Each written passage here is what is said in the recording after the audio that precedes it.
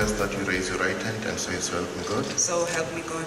At first sight, the Mayoral Committee, the announcement made very favourable impact even to people who are not necessarily supporters of the new coalition that is running the city. They are much more representative than some of the other mayoral councils that have been announced by these new opposition councils that we see in some of our bigger cities. Also, many of the mayoral committee members are very highly educated with doctorates and so on in the fields for which they have been appointed for their portfolios.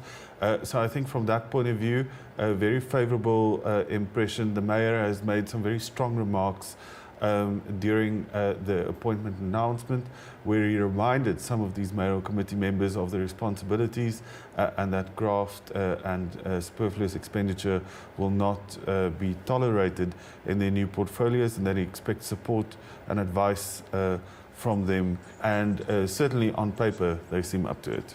From a political perspective, we're dealing here with a coalition city government plus the delegate balance of a minority party who has to, in principle, every time decide whether or not they're going to support the new city government.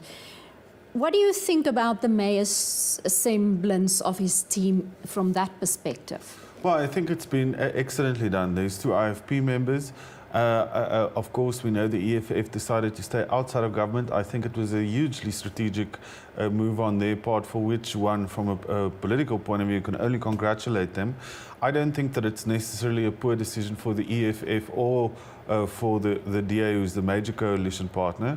I think there's many bigger parties in developed democracies around the world that could have learned from their example. Of course, the test is in the practice. So if the EFF is going to, without a significant reason, frustrate local government procedures, if that's going to become a pattern, then obviously it's going to be an issue.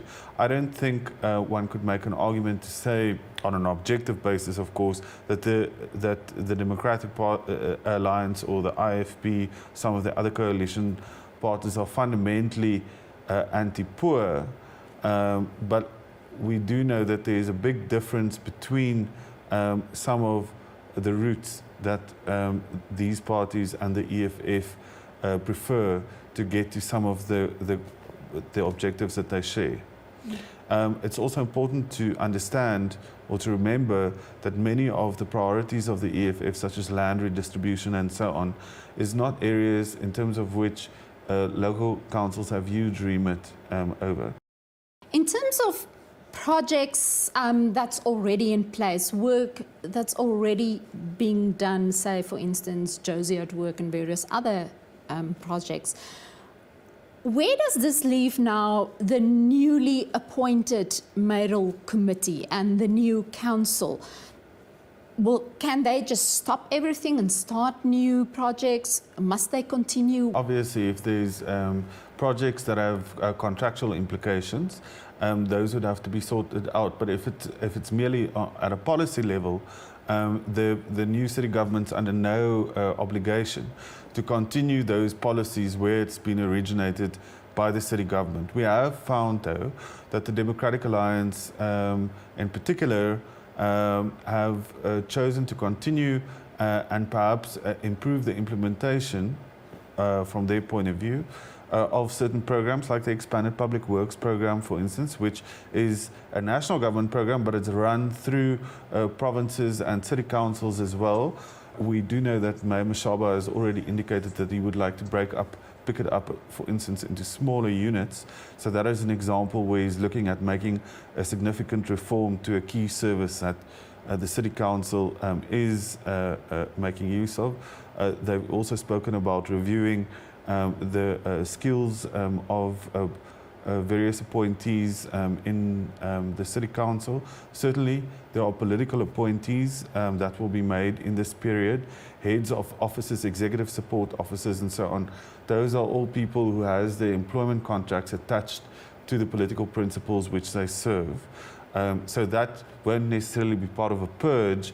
It's just a case where the new guy gets to make bring somebody new in with him to support him. So will we see a lot of changes, or will this come gradually when we look at the personnel and the staff in the municipal The offices? city council is a big ship to turn. It's numerous billions of rands that we're talking about here. So they might make changes to the budget allocations, but those will have to be made first before you can bring in new policies and programs and so on. Doesn't mean that the city government might not choose to rebrand some of these. You may recall that when the DA came in at the Western Cape, there was a rebranding in the province as well. So those kind of cosmetic changes may be made. But I think that there's a number of the existing programs, such as Josie at Work, which may certainly be kept in a small, a changed form of a limited proportion, but that it may still be advanced. Do you think there will be enough constructive maturity amongst the councillors to actually take the city forward to the good of both the city and the residents? Well, the ANC would have made the calculation that if too favourable a perception of the new coalition government develops amongst the populace, that come the next by-elections, they will be at a significant disadvantage. And we've seen how this has taken the DA from a minority party after the 26th local government election in Cape Town to being a majority party soon thereafter. So both, I think, the coalition partners as well as the ANC will be at pains to emphasize their contribution.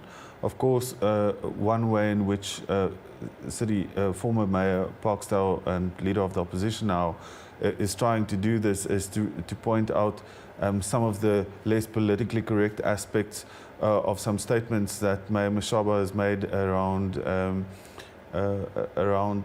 some appointees to the city council. And one could only respect the fact that Parkstyle would have to fight his corner under those circumstances. But there's also a bit of substance to it.